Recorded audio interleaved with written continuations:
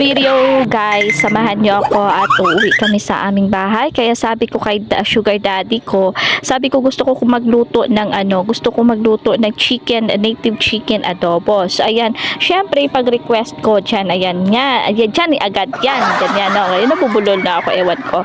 So ayan, at nilinis niya bago namin dalhin doon sa bahay namin. Pagkarating namin dito sa bahay, ayan na po, at nagpa-apoy na ako dito sa aking mini dapog, Charlie dapog. So ayan, ginayat ko na yung kanyang mga ricados at piniprepare ko na rin siya para mamaya madali lang siya lutuin. So ayan po muna guys, samahan nyo lang ako for today's video at tayo ay magluluto ng native chicken adobo. Tuturuan ko kayo kung paano magluto ng adobo lang king, yung